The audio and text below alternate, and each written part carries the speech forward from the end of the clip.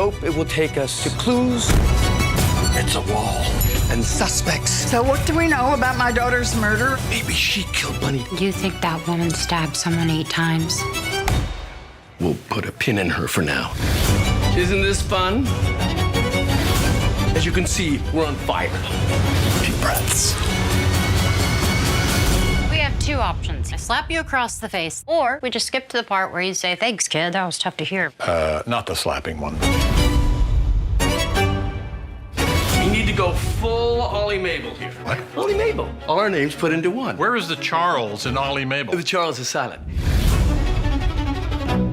Hello, and welcome to Mix's Emmy Awards season video special. We're here once again with Only Murders in the Building. Last year's Emmy winner for Sound in a Half Hour comedy or animated series.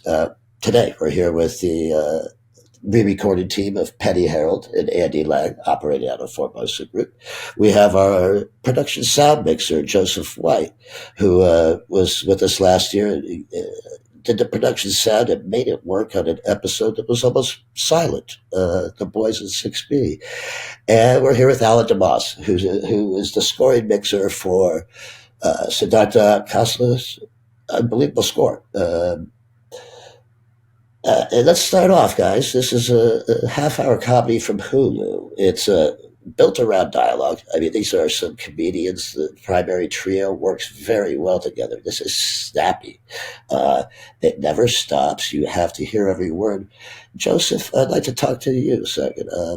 On the set, what are you getting? How are you doing this? Are you primarily boom? Are you wireless? Do you have mics everywhere? Give us the lowdown. All of the above. Sometimes wires aren't the greatest because of outfits or because of what they're doing, but you always need them as a backup. I love the boom. I love the sound of the boom. I love the sound of the room. If I can get the boom as close as possible, that's great. But primarily, I like the sound of the chef's microphones we use on set. And it is snappy dialogue, so they have to move quickly. I have 2 booms. I love to have 3 booms because sometimes when I can't get that line, I got to use a wire, but I would love to have a boom on it. But you do what you can. And in this episode that's nominated this year is episode 5, The Tell, in which we're in a number of environments. We also go outside. Joseph, we have a prison scene. We have a diner scene. Once you get out of the Arconia, how does it work? Much the same, depending on the location that we're at. The diner scenes, we know it's a busy thoroughfare over there, and there's a lot of foot traffic, there's a lot of cars, and it sounds like New York. So I'm kind of used to recording in that, and it's signal to noise. So you get as much signal as you can, and our actors are so great, and they give such great performances, so it makes it a little bit easier. There's no mousy performances. There's no, it's all kind of robust, which is great for us outside of the studio. Let's see, Penny, you received those dialogue tracks? You received the production lines? What? How are they? They're fantastic. Joe does a great job. We are able to use the boom on the show more often than on other shows, but to his credit, his wires sound really nice too. And so you're right that we have to hear every word, and he does a great job and sets me up to a place where I can kind of refine it and go from there. And obviously, it's built on the performance, but in this show, we're in and out of the Arconia. We're in and out of apartments. We're in hallways. We're in lobbies. We're in the courtyard. And we're in secret passageways. How, with the dialogue, do you sort of wrap it so that we get a sense that we're moving through the Arconia? Our reverbs always help us a lot, place us in spaces, especially in the secret passageways that were so prominent in season 2. Those worked really well for us. And then, when you're like recording on the street, for example, outside the Arconia, and that's a practical location on a busy street, you don't have to work too hard to put it in the location because it has that noise built in, which, like you said, signal to noise, and usually they're tracks I can work really well with. This is an interesting blend of comedy, and murder mystery and sort of parody tension, the rhythm of comedy is different than, say, the rhythm of the beef that you both work on as well. How does the sort of comedic element play into the dialogue in your pacing at the mix? Could you talk to me about rhythm in the track? So yeah, because it's so snappy and because it's, I don't want to say nonstop dialogue, but there's a lot of dialogue. You do definitely have to pick and choose your moments to like poke non-dialogue elements through, for example, like maybe source music or sound effects or loop group. So you got to be really, I can't think what's the word I'm looking for, but just precise in the moments you choose to like feature other elements. Joseph, what else do you provide from the set? What else do you give them? Are you giving them any PFX or anything like that? It's hit or miss with some of the effects. We do try to give some kind of room as we're shooting, or if there's something that's obvious that we can grab an effect on but we're moving quite quickly through the day, so a lot of times we don't have time to really list out what it is that we need and then get it, because we just run out of time and we don't have a second mix crew to go record that. So we grab stuff, a lot of the things that we can grab as we're shooting. So if there's something that they're picking up or something they're moving or blowing through or playing, we try to put a mic on it so we have some kind of reference. I'm not sure if we always use it, because sometimes it seems it's muddied with, along with the dialogue, it might be too far under that. So, but we do try to grab little things like that. Unfortunately, time is precious on set. It does move. They're always in somebody's apartment busting in a door. It's almost like that old Friends episode where nobody knocks. So you have a lot of door openings and closings. Andy, obviously you're receiving well edited and well designed tracks, but you need to put that in the accordion. I mean, you need to create that sense of space around it. Where do you begin? Do you just pull up all the edited tracks for sound effects, or where do you start? Well, yeah, like you said, I get very well prepared tracks from our sound editor and our sound supervisor, and from there, I'm respecting what they did on season one. With these established locations that we've all come to know, and yeah, using reverbs and other kind of effects to just bring those to life. And how does Foley work in this thing? I mean, Foley grounds us certainly into some sense Oh of yeah, reality. It works in there's tension. yeah. Foley's great. Foley's great for comedies, right? Foley plus volume equals comedy, right? Everybody knows that. What types of tracks do you make besides the obvious? Are you making use of in Foley? I mean, besides the Oh yeah, I mean we got the footsteps obviously, and then all the props, all the things when actors are interacting with an object and stuff like that. So it does bring it to life. It really grounds us.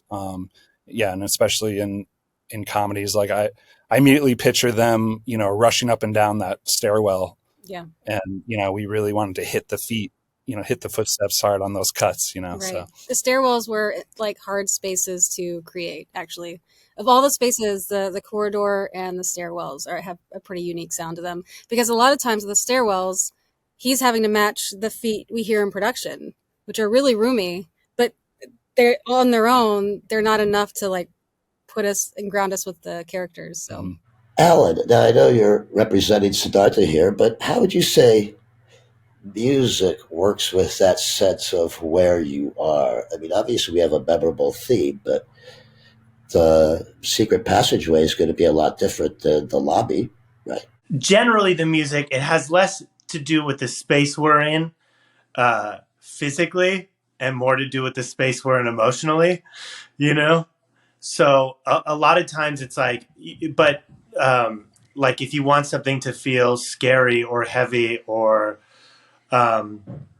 really emotional, I tend to mix it bigger and make the tracks bigger generally, and more impactful. Like a lot of times at the end of episodes, there's like a big musical cue happening, and that gets layered with like, like oftentimes when they're going through and temping the show, they'll temp something maybe, and then we'll work off of that. But we have orchestra from the previous like season, and then we add new orchestra on top of that, which doubles like the size of it essentially, and makes it even feel larger. But then you have stuff like the hallway where you want it to feel, like scarier, or like, and so you make it a little bit smaller, a little more intimate. And you have to play a fine line there, I imagine. And please, all comment on this because it is a comedy, but it does have these dramatic elements. It has almost a Scooby-Doo type of creepy element, but you can't be. There's no slide whistles here. There's no goofiness or quirkiness. Alan, how does the music fit into that wide range from tension to goofy? Right. I mean, because it is a comedy and most of it's comedy, and there is a lot of music in it, but the music tends to stay out of the comedy. Like, we don't score the comedy. Yeah, that's true. We rarely score the comedy. We don't use it like as part of the joke. We tend to just score the more serious moments in the show, or like the adventure stuff, like more of the call to action stuff. Andy, please chime in. How do you, is it the same with effects? Are you playing totally realistic here? Or are you trying to sort of create by the moment, whether it's tense or comedic? Like you said earlier, the dialogue is king here, and especially in this show and in comedies and stuff. And so, in another series, I might, for instance, like when we're outside, I might mix the background's a little hotter and the air and all that. And I think in this show, we really tried to have the dialogue sitting on top and then the background's like supporting that, And so I think that was a little more unique for this particular show. Very much so. I mean, how do you describe that? Do you carve out a space for that dialogue so you're not playing the backgrounds as big? Or even in the room ambiances, the dialogue is rich in front. Yeah, you just use your ear and it's kind of just that feeling. You're like, okay, I can feel the dialogue is sitting on top of like this foundation that I've laid out here. And it's interesting because it's an older building. It's a stately building. There's not a huge amount of traffic noise reaching their apartments. Like you might expect in New York City. Yeah, we pick and chose those moments when we would hear like a car by or a horn. We did that pretty carefully to not distract from the scene. And generally, the apartments in the show are a little bit higher. And the higher you go in New York, the less you hear the traffic and the more distance it is. And the better the windows are. But in the Arconia, I assume the windows would be, kind of thin, being an older building, but with a lot of money, maybe they have newer windows. I don't know. But I always imagine like they can't be hearing cars here, can they? But there's definitely sometimes where like, oh no, there should definitely be something there. Well, let's talk about the Son of Sam parties in episode 5, because there's some, tension between the main characters and how they think of each other. But we opened episode 5 with the 1970s. And without a spoiler alert, the Son of Sam party is a group thing with cards, and you figure out a murder mystery game with cards.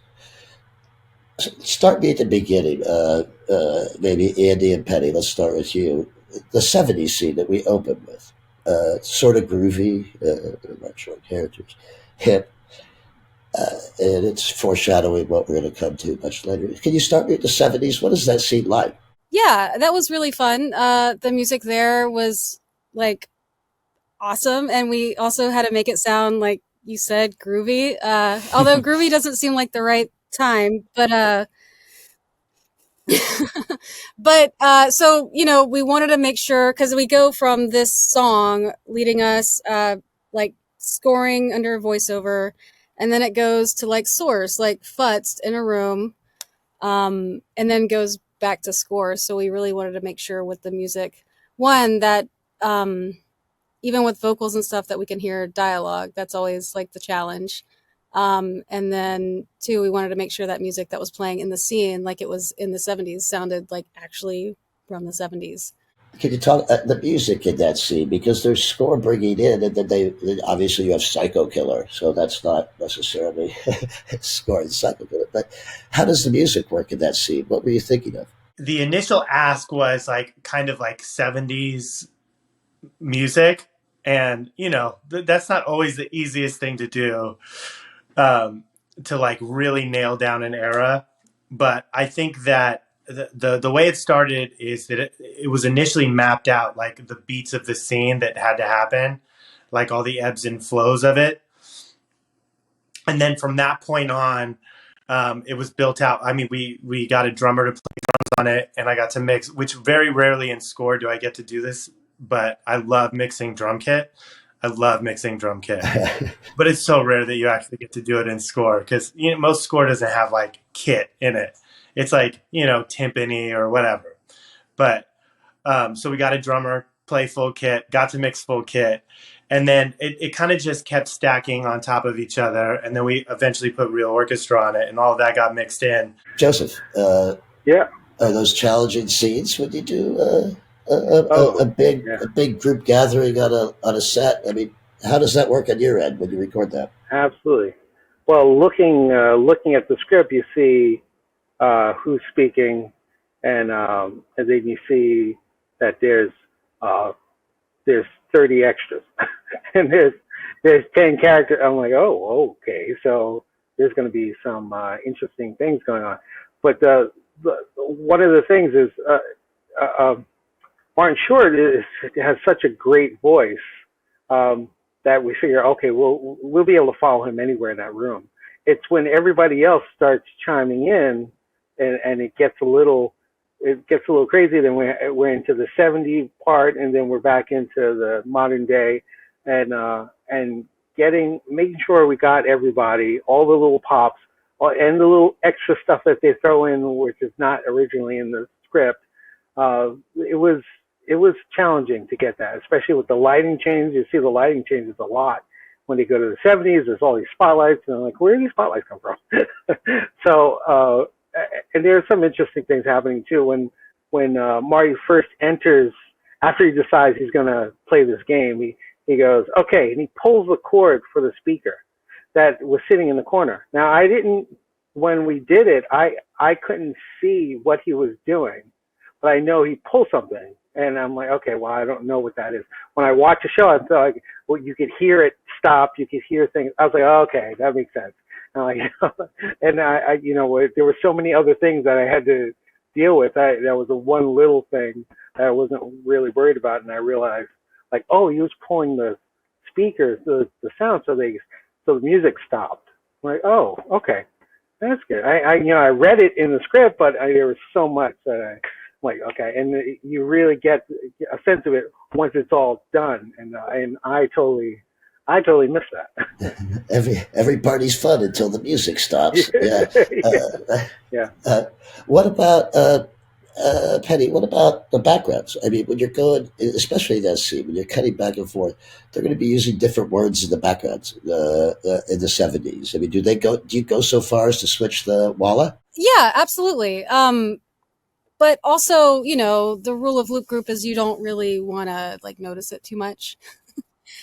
So, the Loop Group did switch like jargon and lingo, but I don't think we ever really, I think we probably perceive that like as a viewer, but don't notice it. Something feels different and we don't know why, but that's good. Well, ebb and flow is a good one, because it's ebb and flow, and it's funny that it shoots down in a way. It ends up with apologies all around. But an absolutely wonderful scene. Anything else? I mean, let's start with why this episode? Why episode 5 in a wonderful season? Why did you pick the tell? This episode moves. Like, that's what, because we went back and we knew we had a few in mind that we might want to submit, but this one is just like, it starts and it doesn't stop, and the pacing's so good, and there was like a few really awesome, fun, creative moments. Like the speaker pulling, Joe, that you mentioned, that was like a moment we like kind of collaborated on and designed, and it was really fun. Like that happened on the stage and the next stage, and the opening Son of Sam montage, and then the Son of Sam party game was a huge scene for us.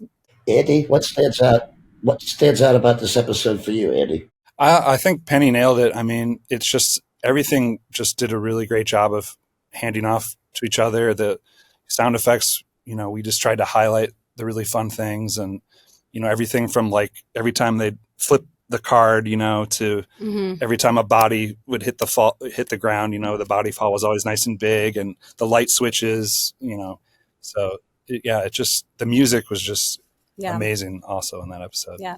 Mixing voiceover over talking heads is, I feel like, a badge of Yeah, honor. it's spectacular. It's spectacular. Joseph, why is that a challenging scene for you? It's so many elements happening all together.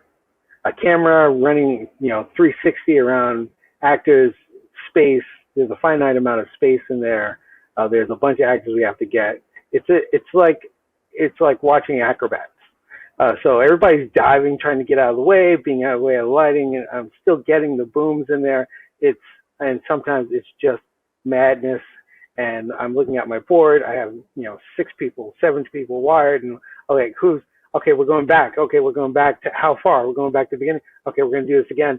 And you cannot lose track of who's on camera or who speaks next, which boom has what side, because we had to split it in zones. And they're running around trying to work out their own thing. It was really challenging, but ultimately it was I love that scene because it was challenging and because everybody was working together to get whatever we needed. So it was I think it was a great episode, but that scene in particular was a bear, and I'm proud of the way it came out. During that scene of Mabel's party, who's on the stage with you? How's the collaboration going back and forth? I presume we have picture editor. I presume we have, who's with you, and how does that interplay go? Yeah, we have a picture editor for there are 3 editors, but for this episode it was Shelley Westerman. John Hoffman's there, and he's just delightful. One of the nicest people I've ever worked with. He has a good ear for sound. He has a good ear for sound, and I would also say he has a very good ear for story. Like, he knows what will move the story forward, and he knows what he wants, and he knows what works. So that's always really fun. And then how does the interplay work, Andy? I mean, are there suggestions coming from the outside? Is it like you and Penny are talking? Yeah, all of the above. It's a very collaborative process, and it's all about just like bringing it to life in the best way possible. And John and Shelley have worked on it a lot before it comes to us, so they want to get it to a certain place, but everyone's very collaborative. Right. It's such a treat to work on. Yeah, they're open to input and ideas and all that fun stuff.